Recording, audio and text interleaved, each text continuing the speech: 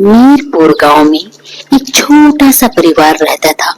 परिवार में एक गरीब महिला जिनका नाम सोनाली था और उनकी प्यारी सी एक बेटी थी। वे दोनों हर दिन कड़ी मेहनत करती, लेकिन गरीबी की दीवार फिर भी कभी गिरा नहीं पाई। माँ सोनाली एक बुनाई की कारीगर थी। वो हर घर के छोटे मोटे कपड़े सिया करती थी। वहीं बेटी खेतों में जाकर काम करती थी, कड़ी मेहनत करती अपनी माँ का हाथ बटाने के लिए। दोनों माँ बेटी दुख में जीवन काट रहे थे। एक दिन सोनाली बैठे बैठे अपनी किस्मत पर रो रही थी। अपनी बेटी का यह दुख उसको देखा नहीं जाता था। ना जाने ये दुख कब कम होगा। क्या हुआ माँ, आप क्यों रो रही हैं?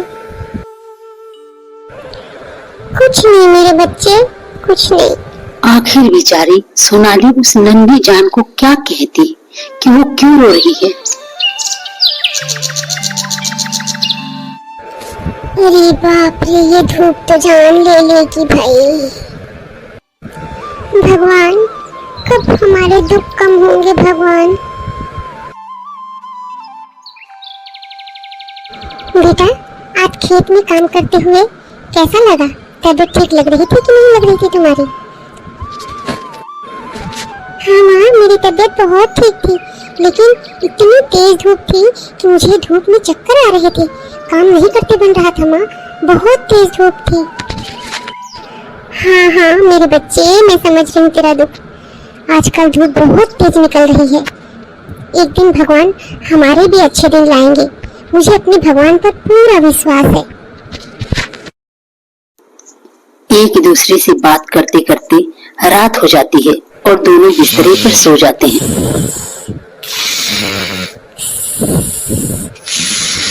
सुबह होते ही सोनाली फिर अपने काम धाम में व्यस्त हो जाती है।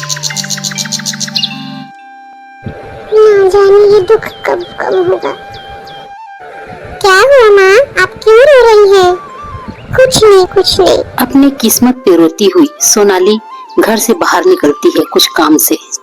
क्या भगवान, कब तक हमें ये जिंदगी दिखाते रहोगे आप? क्या कभी ये दुख का अंधेरा छटेगा?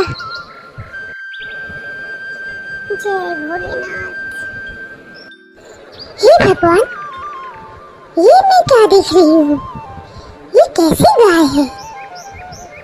इसका रंग इतना सुनहरा और आंखों में जैसे कुछ कहना चाह रही है, कोई गहरा राज छुपा है इसकी आंखों में। ऐसा अद्भुत नजारा, ऐसी गाय मैंने कभी जिंदगी में नहीं देखी भोलेनाथ। ये कैसा चमत्कार है आपका? सोनाली उस अद्भुत सुनहरी गाय को देखने के लिए उसके पीछे चल जाती है और उसे देखती है। हे भगवान, ये कैसी गाय है? कितनी अद्भुत है। अरे, ये मेरी तरफ ही आ रही है। अरे, तुम कहाँ से आई हो गाय जी? क्या तुम मुझसे कुछ पूछने आई हो? गाय ने जैसे ही बांग लगाई उसकी आवाज बिल्कुल बदल गई और वो बोली, हाँ सोनाली, मैं तुम्हारी मदद करने आया हूँ। अरे, तुम बात कर सकती हो? क्या तुम जादुई गाय हो? सोनाली की बातें सुनकर गाय भी हंसी में बोली, हाँ, मैं जादुई गाय हूँ, लेकिन सिर्फ मैं उन्हीं लोगों की मदद करती हूँ जो दिल के अच्छे होते हैं और जो उम्मीद कभी नहीं छोड़ते।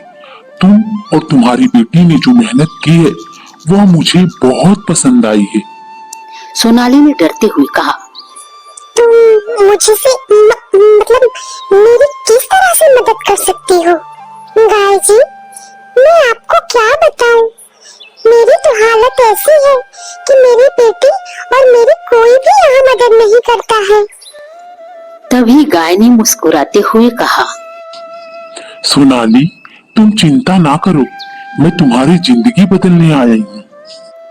तभी गाय ने अपनी पेट से एक छोटा सा सोने का कटोरा निकाला और उस कटोरे को उठाकर सोनाली के सामने रख दिया और कहा, सोनाली, तुम तुम्हें कभी भी किसी चीज की जरूरत हो तो तुम इस कटोरी से कहना, तुम्हारे सामने वो चीज हाजिर हो जाएगी।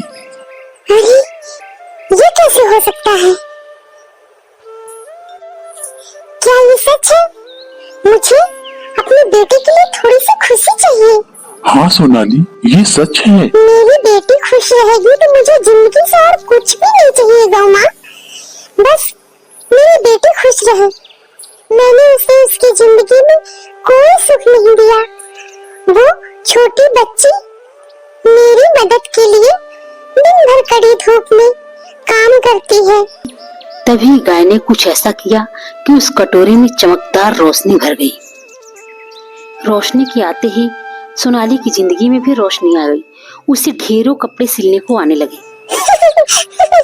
अरे माँ, आपके पास तो इतने सारे कपड़े कल से गिरते जा रहे हैं। ऐसा क्या अजूबा हो गया माँ?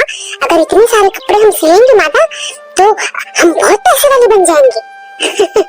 हाँ मेरी बच्ची, हाँ भगवान का शुक्र है जो वो सुनहरी गाय मुझे मिल गई। उसी के पुण्य प्रताप का फल है बेटा ये। सुनहरी गाय? कौन सी सुनहरी गाय माँ? तुमने मुझे नहीं बताया। हाँ बेटा, कल मैं जा रही थी तो मुझे एक अजीब सी अजीबोगरीब गाय दिखाई दी जो एकदम सुनहरे कलर की थी। मेरे पास आकर रुक गई और मुझे बोली, मैं आपकी मदद करना चाहती हूँ। माँ, आप भूल रही हैं, आप गाय से बात कर रही थी। गाय भी कोई बात करती है। मैं भी इसी तरह से चौंक गई थी बेटा। हंसो मत, वो गाय सचमुच बात करती है। वो एक जादुई गाय है। उसी के उसने आशीर्वाद दिया मुझे कि मैं तुम्हारी मदद करना चाहती हूँ। तुम और तुम्हारी बेटी बहुत दिनों से परेशान हो। मैं अच्छे लोगों की मदद करता हूँ। इस तरह से बोलकर वो गाय हमारी मदद करने आ गई और मुझे आशीर्वाद दी। बेटा, ये सब उसी के आशीर्वाद का फल है। सच में माँ? कहाँ है वो गाय? मुझे भी उसे मिलना है। हाँ बेटा, बाड़े में है, जाओ तुम देख लो। ओहो, तो ये है ये गाय जिसके बारे में माँ बात कर रही थी। चलो जरा मैं भी देखूं तो कैसे ये बात करती है। तो तुम हो गौ माता जो मेरी मम्मी से बात कर रही थी? हाँ, मैं वही गौ माँ हूँ।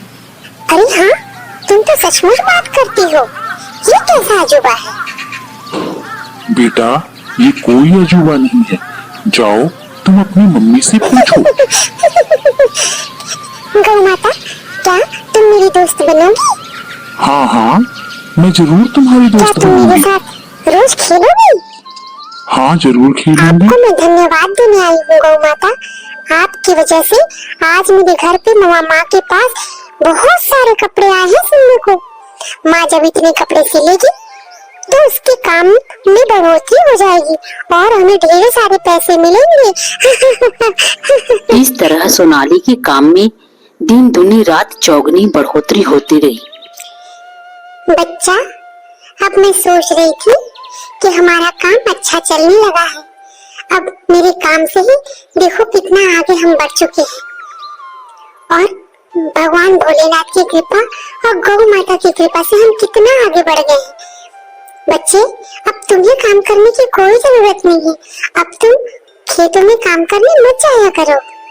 ठीक है माँ, आप कह रहे हैं तो मैं नहीं जाऊंगी खेतों में काम करने। गौ माता से अभी मिलकर आई हूँ मैं। गौ माता कह रही थी कि अब मुझे अपने घर जाना है। घर जाना है? कहाँ जाना है गौ माता को? चलो देखिए। हाँ माँ, चलो चलो देखो, पूछो गौ माता से कहाँ जा रही है हमें छोड़कर। कुछ समय बाद सोनाली ने गौ माता से जाकर पूछा, गौ माँ, आपने हमारे लिए इतना कुछ किया है पर आप जा क्यों रही हैं? तभी गाय मुस्कुराई और बोली,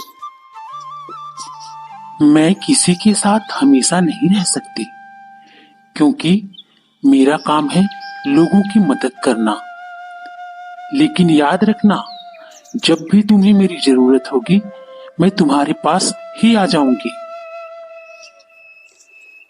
गाय ने अपनी पिछली टांगों से जमीन पर हल्का सा ठोका और अचानक ही गायब हो गई। सोनाली और उसकी माँ दोनों एक दूसरे को देखने लगी और हैरान रह गई। लेकिन अब उनका जीवन बदल चुका था और उसका काम इतना बढ़ गया कि उसने नया मकान ले लिया और उस नए मकान में भी उसके कपड़े गिरने लगे।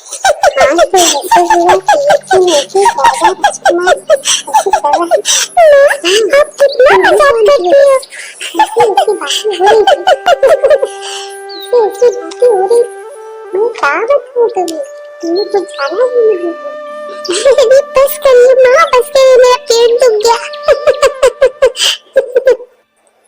अच्छा ठीक है बाबा, चलो मैं जाती हूँ किचन में, तुम्हारे लिए कुछ अच्छा अच्छा खाना पकवान बनाती हूँ, तुम बस रेडी रहना।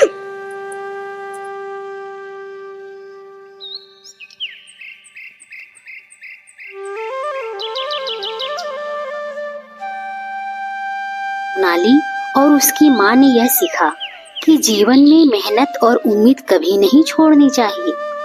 कुछ खास लोगों या कुछ खास चीजों के जरिए अच्छे समय आ सकते हैं और जब हम अपने कर्मों में अच्छे होते हैं तो वह जादू भी अपने रास्ते से आता है। कभी कभी जादू सिर्फ हमारी मेहनत और अच्छाई का हिस्सा बन जाता है, जो हमें रास्ता भी दिखाता है। तो मेरे प्यारे दोस्तों, अगर तुम्हें ये कहानी अच्छी लगी होगी तो प्लीज मेरे कहानी को लाइक करना, मेरे वीडियो को लाइक करना और मेरे चैनल को भी सब्सक्राइब करना। इसी तरह की कहानी के लिए मुझे कमेंट करके भी बताना कि तुम्हें मेरी कहानियाँ कैसी लगती हैं। मैं इसी तरह की अच्छी अच्छी कहानियाँ अपनी माँ से बोलकर तुम लोगों को सुनाती रहूंगी। अच्छा, फिर अगले वीडियो में मिलेंगे। बाय।